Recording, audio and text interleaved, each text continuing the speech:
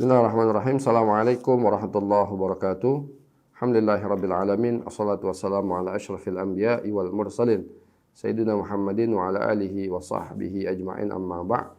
Pemirsa channel Rumah Quran Al-Muslim yang dirahmati oleh Allah Subhanahu wa taala. Seperti biasa pada hari ini kita akan membahas salah satu kitab yang sangat bagus sekali untuk kita pelajari, yaitu karangan Al-Ustaz Dr. Wahbah Az-Zuhaili.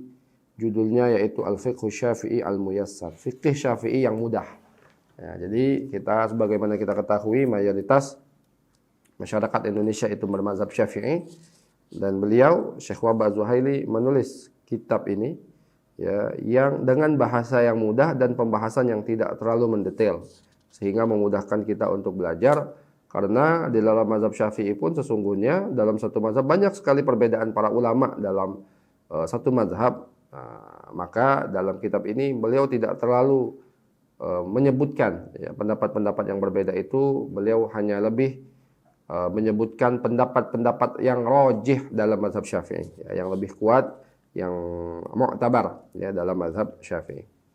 Hadirin jamaah sekalian, kita mulai dengan bab yang pertama ataupun al-faslul awal, bab pertama tentang at-taharat wan najasat wa ma yatsbi'uha min ahkamil miyah wal awani, yaitu tentang taharat, tentang taharah wan najasat dan najis-najis, dan apa yang menyertainya min ahkamil miyah, daripada hukum air, wal awani, dan tempatnya ya. Jadi kita tahu bahwasanya salat kita ini adalah sesuatu yang sangat penting ya. Salat ini adalah hubungan kita dengan Allah Subhanahu wa taala. Dan syarat syahnya salat adalah bersih dari najis dan dari hadas. Maka kalau kita tidak memahami ilmu tentang najis, tentang hadas, tentang bagaimana menghilangkan najis, tentang bagaimana menghilangkan dan tentang bagaimana menghilangkan hadas, itu bisa berakibat kepada sah atau tidaknya salat kita. Banyak hari ini orang tidak paham najis, gak paham cara berhadas, ya, tidak mengerti bagaimana mandi wajib yang benar. Ya, misalnya contoh, ya, orang mandi wajib pakai air sabun, ya, dia sudah pakai sabun duluan, baru dia mandi wajib. Itu gak sah mandi wajibnya. Dia harus bersihkan dulu sabun yang ada di tubuh dia, baru nanti dia mandi. Karena kalau dia pakai sabun terlebih dahulu, itu airnya mustakmal, ya, airnya sudah bercampur dengan air sabun, maka tidak bisa dipakai untuk membersihkan hadas ya, atau membersihkan najis ya. Nah, maka pembahasan ini menjadi sangat penting karena berkaitan dengan ibadah kita setiap hari. Salah satunya adalah ibadah salat ya, karena salat tidak bisa diterima salat kita kecuali bersih daripada najas dan hadas ya, baik itu hadas kecil ataupun hadas besar. Maka di sini beliau membahas di dalam masalah ini ada asyaratu mabahis, ada 10 pembahasan. Al-mabhasul ula, pembahasan yang pertama yaitu at-taharah. Kita akan membahas tentang taharah dan maknanya, bentuknya ya, dan bentuk air, dan bagaimana hukmul awani wal mutahhirat, dan bagaimana hukum tempat dan yang mensucikannya. Al-kalam anit taharati li'annaha syartun li sihatis salah litakhallusu minal hadathil ladzi yalhaqu bil insani bisababin naqdil wudu'i min tabawulin aw taghawwutin wa nahwuhuma. Ya, jadi pembicaraan tentang taharah ini menurut beliau adalah sangat penting ya. Karena kenapa? Karena syarat untuk sahnya salat kita ya, yaitu membebaskan atau membersihkan dari semua hadas yang ya, menyertai manusia ya, yang mana itu menyebabkan kepada batalnya wudu ya, seperti buang air kecil atau buang air besar. Au izalatun najasi, atau menghilangkan najis. Alladzi yusibul badana, yang mengenai badan. Awis tauba, atau pakaian, awil makana atau tempat, bidalilil hadats tsabit, ya, dengan dalil hadis yang tetap dari Rasulullah sallallahu alaihi wasallam. Apa kata Rasulullah? Miftahus salati tuhur. Kuncinya salat itu adalah taharah, ay at-tatahhur ataupun at-tatahhur, yaitu taharah. Jadi ini sudah kita bahas bahwasanya syarat sah salat kita itu harus ada kita paham taharah. Paham bagaimana menghilangkan najis, bagaimana menghilangkan hadas, bagaimana berwudu yang benar, itu semuanya adalah pembahasan dalam bab taharah. Nah, sebelum kita membahas itu, salah satu wasilah untuk taharah di dalam syariat kita, syariat Islam, yaitu air. Ya, air ini wasilah kita untuk mensucikan diri kita dari najis-najis ataupun dari hadas. Nah, maka air ini, pembahasan air ini menjadi sangat penting. Karena dengan air inilah kemudian kita akan menghilangkan najis-najis yang di dalam tubuh kita. Maka yang pertama yaitu anwa'ul miyah at-tahirah. Ya, pembahasan yang pertama yaitu pembagian air yang suci. Al-miyah allati yajuzu at-tatahhuru biha sab'u miyahin. Nah, kata beliau, air yang boleh untuk kita pakai taharah itu ada 7 air. Wahia, dan itu ma'ul matari. Yang pertama yaitu air hujan, au ma'us sama, atau air dari langit, yaitu air hujan. Wa ma'ul bahri, atau air laut. Wa ma'un nahri, atau air sungai. Wa ma'ul aini, atau mata air. Wa ma'ul thalji, atau air es. Wa ma'ul barat, atau air dingin. Liqaulihi ta'ala fil matari. Ada dalilnya tentang air hujan ini. Kenapa air hujan ini suci? Allah Subhanahu wa taala berfirman, "Wa yunazzilu 'alaikum minas sama'i ma'an liyutahhirakum bih."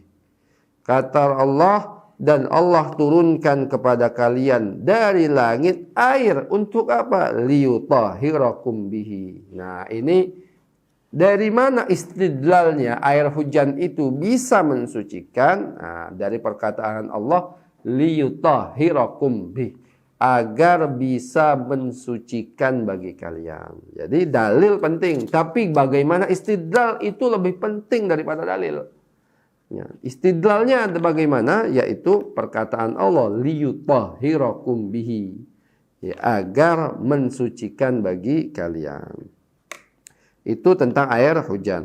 Dalilnya itu. Kemudian wa qauluhu sallallahu alaihi wasallam fi ma'il bahr. Ya. Yang kedua air hujan, air laut. Ya. Di sini ada hadis Nabi sallallahu alaihi wasallam berkaitan dengan air laut. Apa kata Nabi sallallahu alaihi wasallam? Huwa ta'at-tahuru ma'uhu al-hillu maitatuhu. Kata baginda Nabi sallallahu alaihi wasallam, air laut itu airnya suci dan bangkainya halal. Jadi ketika itu para sahabat sedang di kapal.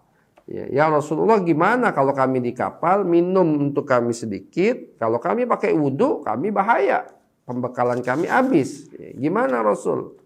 Kata Rasulullah SAW, air laut itu airnya suci, bisa kita untuk wudhu ataupun mandi, ya. Dan hillu maitatuhu, airnya hewannya yang bangkainya itu halal, ya, bangkai cumi, bangkai ikan itu halal semuanya dimakan. Wa qauluhu aidan, dan juga perkataan baginda Nabi sallallahu alaihi wasallam fi ma'il bi'ri, tentang air sumur. Fi hadis Sahal radhiyallahu anhu, dari dalam hadis sahabat namanya Sahal radhiyallahu anhu, qalu, para sahabat bertanya, "Ya Rasulullah, wahai Rasulullah, innaka tatawadda min bi'rin bidha'ah." Ya Rasulullah, engkau ini wudu dari air budha'ah, dari air sumur atau air mata air. Wa fiha ma yunajjin nas, sedangkan di dalamnya, ya, ada orang yang mensucikan, ya, Ada manusia-manusia yang mensucikan dirinya. Wal haidu, ada orang haid. Ada wal junubu, dan ada orang yang junub, ya. Itu hadas besar junub.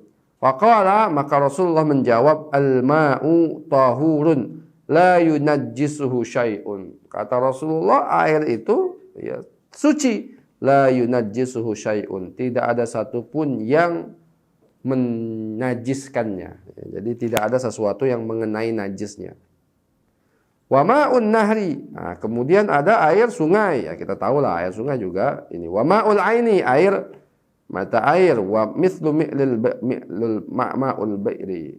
Air mata air sama dengan air sumur.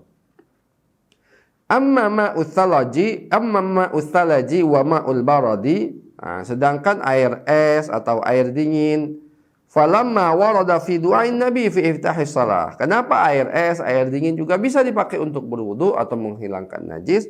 Karena ada hadis tentang doa iftitah salat. Ya. Rasulullah SAW dalam doa iftitah mengajarkan kepada kita, ya, Allahumma ba'id baini wa baina khotoyaya kama ba'adta bainal masyriqi wal maghrib. Allahumma naqini min khotoya kama yunaqqa thawbul abyadu minad danis. Allahumma aghsilni bil ma'is salji wal barad. Nah, jadi ayat ini atau hadis ini, doa Nabi sallallahu alaihi wasallam ini ya mengajarkan kepada kita, Rasulullah berdoa, ya Allah sucikanlah aku, bersihkanlah aku, maksudnya bersihkanlah dosa-dosaku bima'is salji wal barad, dengan air es dan air dingin. Ya, artinya apa hadirnya jemaah sekalian? Air es dan air dingin itu bisa untuk dipakai menghilangkan najis, bisa untuk dipakai menghilangkan bertoharah. Ya. Nah, kemudian makna toharah. Ya. Makna toharah. Apa itu arti toharah secara syariat ataupun secara bahasa? Toharah artinya secara bahasa adalah an-nazafah, kebersihan. Ya. Sebagaimana perkataan taharatus tsaub, ya. Pakaian ini sudah bersih. Ai nazafathu, atau sudah dibersihkan. Wa fi syar'i, sedangkan dalam syariat tadi kan taharah dalam istilah, dalam bahasa artinya kebersihan. Tapi dalam syariat dia punya makna sendiri. Apa itu? Raf'ul hadathi. Yang dimaksud dengan taharah adalah mengangkat hadas. Au izalatun najasi, atau menghilangkan najis. Au fi ma'nahuma au ala suratihima, atau dengan maknanya atau dengan bentuk yang kedua itu. Ya, intinya yang disebut dengan taharah itu ada dua hal, raf'ul hadas, mengangkat hadas, atau menghilangkan najis. Apa bedanya hadas sama najis? Nah, hadas itu perbuatannya.